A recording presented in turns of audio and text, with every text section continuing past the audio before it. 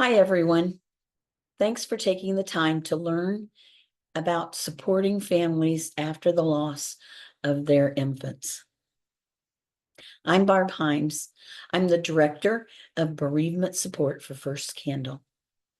My husband and I woke on Christmas Eve morning over 40 years ago to find our 2-month-old son, Jake, unresponsive in his crib.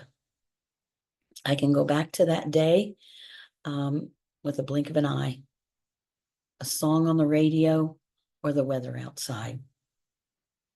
First Candle and the parent support group is what got me through that devastating time. It was my lifeline. It was my worst nightmare, the trauma of losing a child. And I think every parent's worst nightmare and fear. Over the last 40 years, I've talked to countless families who have experienced the loss of their child through SIDS or SUID, stillbirth or miscarriage. And there's quite a few common themes that I hear over and over again. And so my goal for today is that I'm able to share and give some insight to you on what is helpful and what isn't, and how to address those devastating times and difficult situations in helping families navigate the loss of their infant. Treating their baby like a real person. That's what parents say over and over again, how meaningful it was that their baby was treated like the loved person that it was in their family. That staff said, called their baby by name, said your daughter or your son. Those kinds of things stay with families for a lifetime.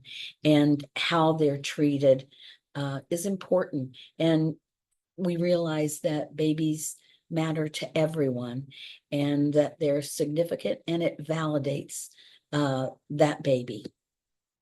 Not rushing families. This is a huge things for families, that they don't feel rushed, that they have time to hold their baby, bathe their baby, dress their baby, introduce their baby to their immediate family members, having all those times, building those memories that will stay with them forever. It will replace a negative experience by having positive, beautiful time that will stay with them forever. So even if the unit's busy, paperwork or things have to be done, if you can slow things down, explain what has to be done, and let families have options and choices, it will give this family a lifetime of warm memories. Communicating clearly and gently is very important. We hear it all the time that families say that they appreciated that someone spoke softly and gently and repeated themselves, so without feeling or sounding frustrated or impatient.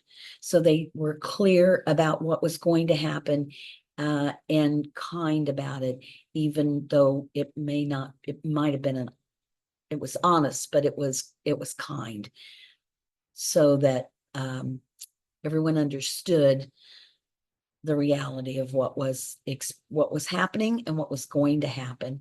And so talking not with medical jargon, but again in simple terms that even those that are in shock or numb or having just a difficult time understanding things were explained patiently and clearly, made a huge difference in this family's reality, their help, their calmed their fears and confusion. Emotional presence. Families shared that it didn't matter what was said. It wasn't about what was said.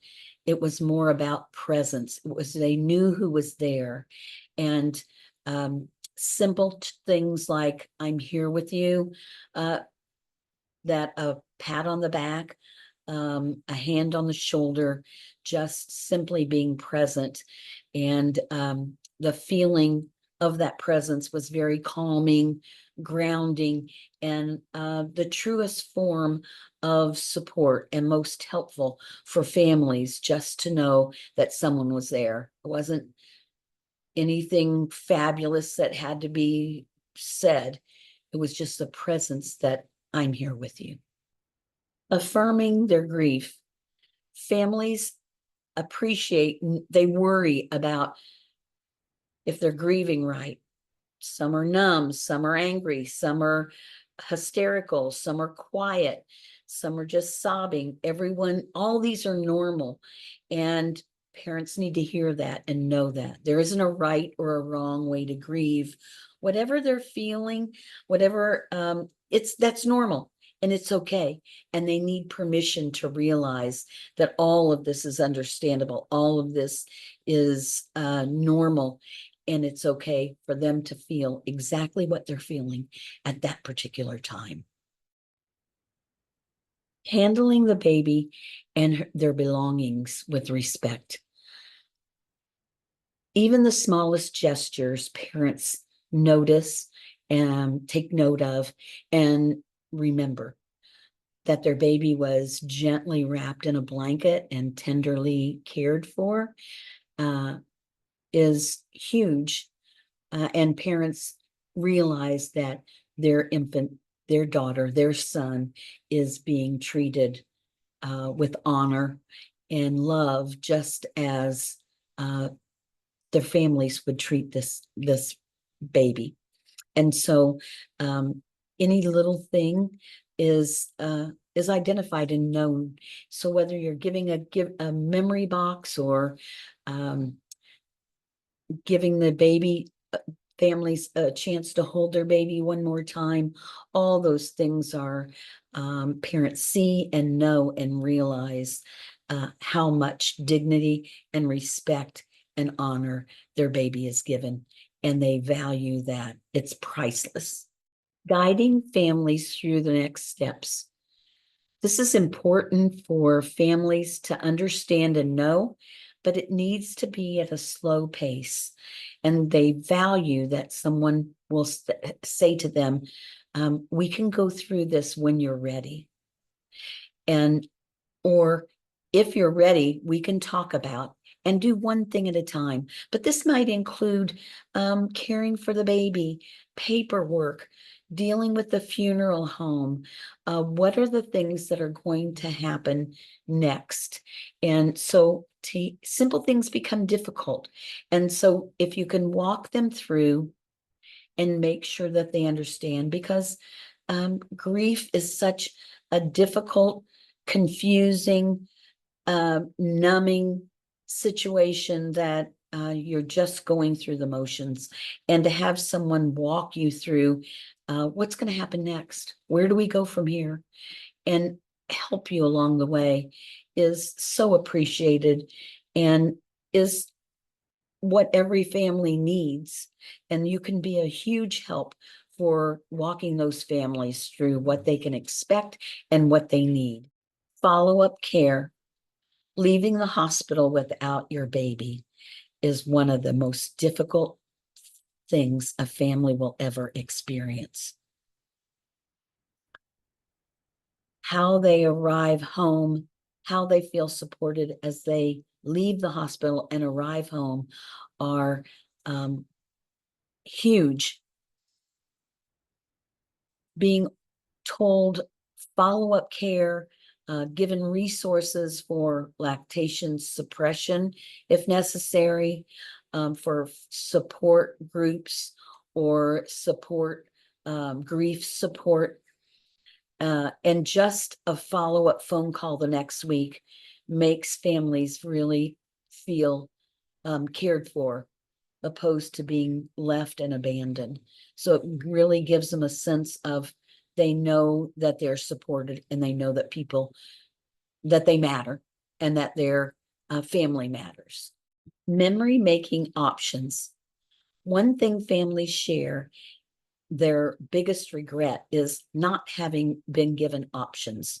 So we talked about holding the baby, bathing or dressing the baby, photos, religious or cultural rituals, to have that a lock of the baby's hair or a memory box.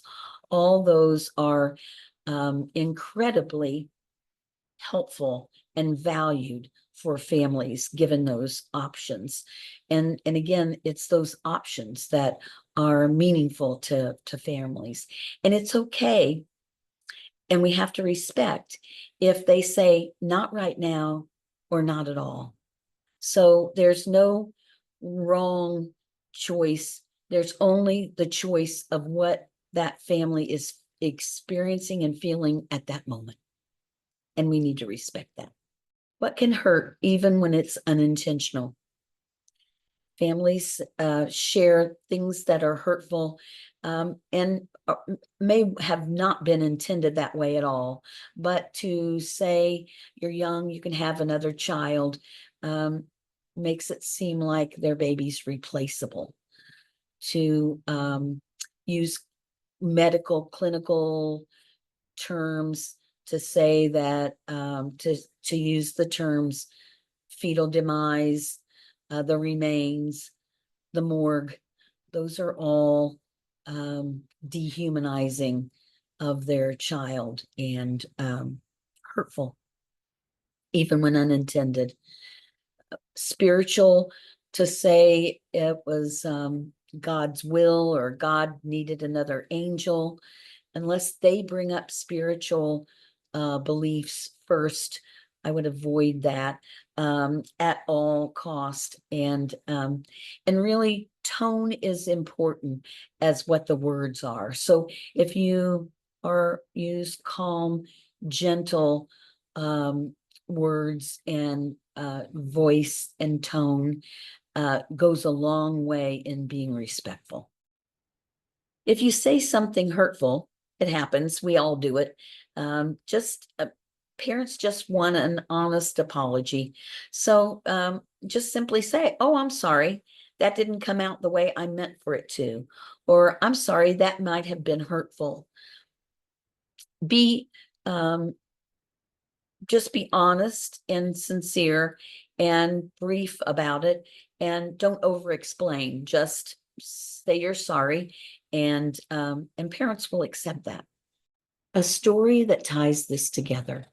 I'm going to read a case study, and as I'm reading it, I hope you will listen and think, are these things that I already do? Are these things that I could implement in my practice? Or maybe even this might encourage you to think of other things that you do that's not in here, or that you might add to this practice scope. The delivery room got very quiet. Only the soft whispers and steady voices of the medical staff could be heard. The doctor finally looked up, and her face told the story before her words ever spoke. "I'm so sorry. We were not able to get his heart started again." The parents, Emma and Daniel, are squeezing each other's hands so tightly their knuckles were white. Daniel said he was numb, not sure if he should speak, cry, or simply hold on to Emma. The nurse, Sarah, moved slowly and deliberately, explaining every step. She asked quietly, "Would you like to hold your son?" They nodded, hesitantly, but wanting to remember everything about their precious baby. Sarah wrapped the baby in a warm blanket and placed him gently in Emma's arms. His face was peaceful, his little nose, mouth, and ears. He was so small, but he was perfect. Emma sobbed into his little body, breathing in his sweet smell. A bereavement doula arrived. She's someone who is trained to support families through infant loss. Her soft voice shared with Emma and Daniel their choices rather than instructions. Time alone with the baby, photographs if they wished, hand and footprints in a keepsake book, a lock of hair in a memory box. She also shared information about what would come next, funeral options, certifications, follow-up care. Nothing was rushed.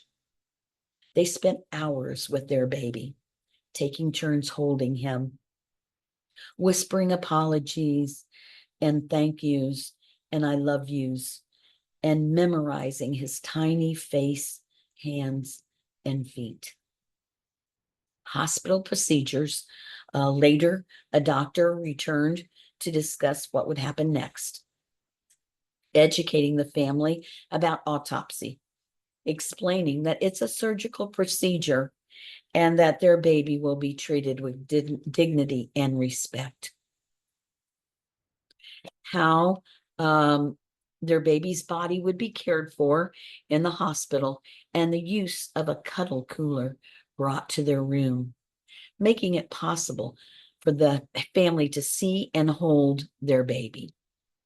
What paperwork would need signing, how to contact the funeral home when ready.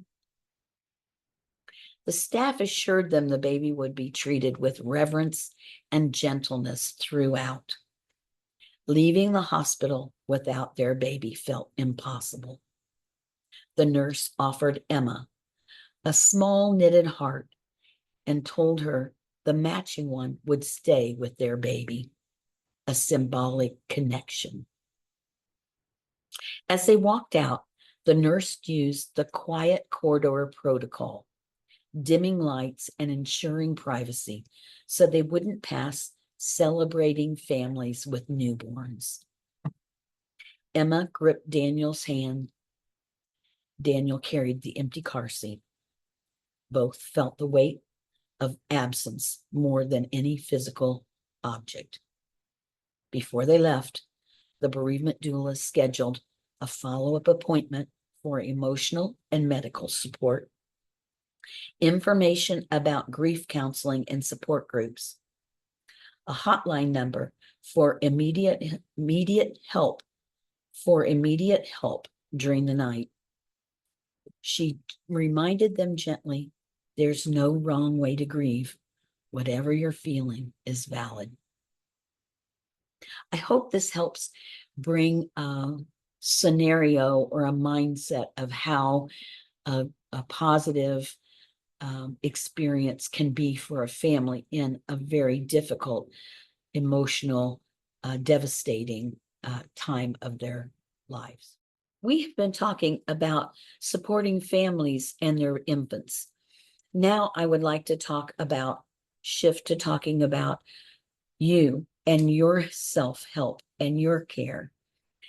It's physically and emotionally draining in dealing with families and their grief. So it's understandable and valid that you may be feeling sadness, numbness, helplessness. All those feelings are normal and understandable. So it's important that you acknowledge the impact, that you take a moment,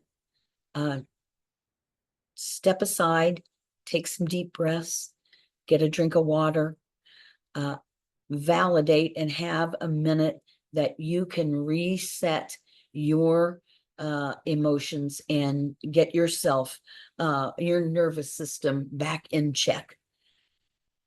It's important that you take care of yourself if you plan to take care of anyone else. You can use your team. So make sure that you're all looking out for one another. It's okay to ask, you doing okay? I need a minute. Do you need a minute? So being supportive of one another during those physically and emotionally draining times when you're dealing with families at their darkest moments.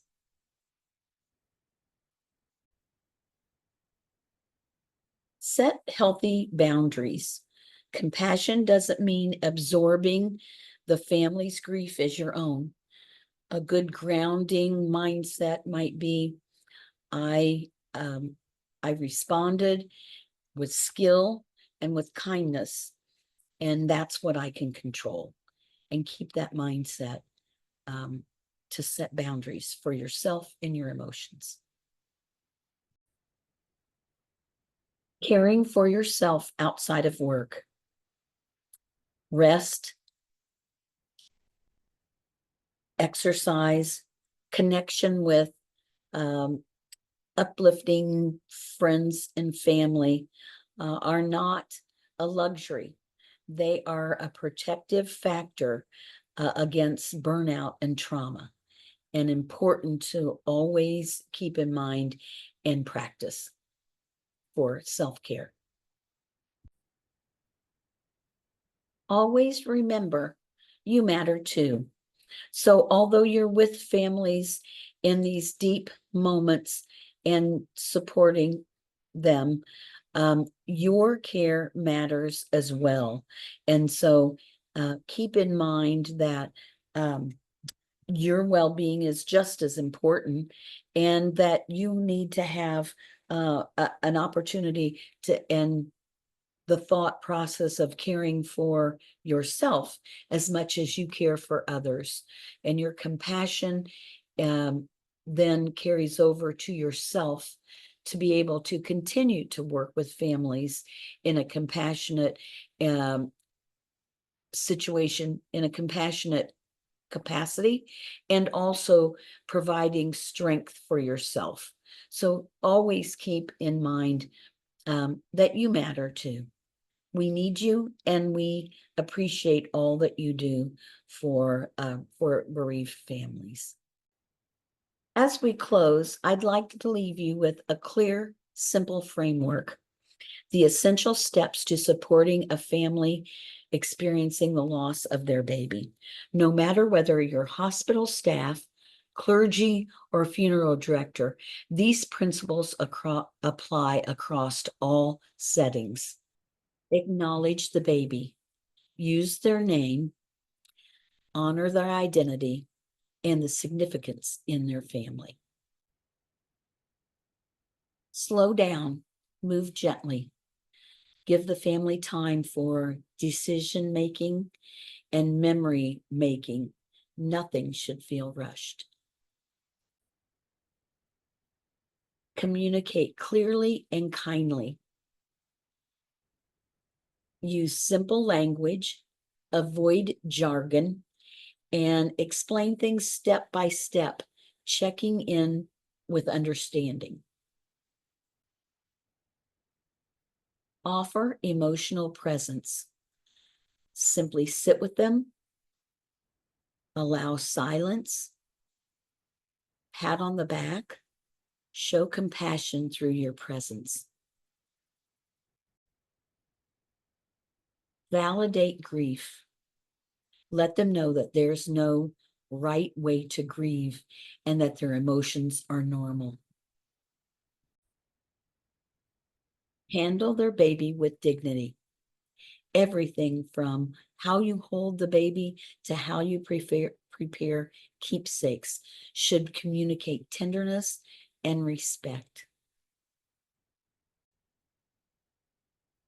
Provide choices without pressure. Offer memory-making memories, spiritual rituals, and next step decisions gently, respecting a yes, no, or a not right now answer. Guide them through what will happen next. Offer to break down or in a logical step, in a clear and manageable, concise way, and support them as they move from shock into understanding. Support their transition out of the hospital or funeral home. Protect their privacy when possible, and prepare them for what to expect emotionally, and ensure they are not leaving without resources. Follow up. A call, an email, or a referral to support services can make a family feel remembered and cared for. Avoid hurtful language. Stay away from minimizing comments, spiritual explanations they didn't request, or anything that implies blame. Repair missteps quickly. If something comes out wrong, a simple, sincere apology is best, and families appreciate the honesty. Whatever role you play, your compassion, your presence, and your respect make an extraordinary difference in a family's darkest moments. Thank you for the care you give, the dignity you bring to these precious babies, and the families who love them.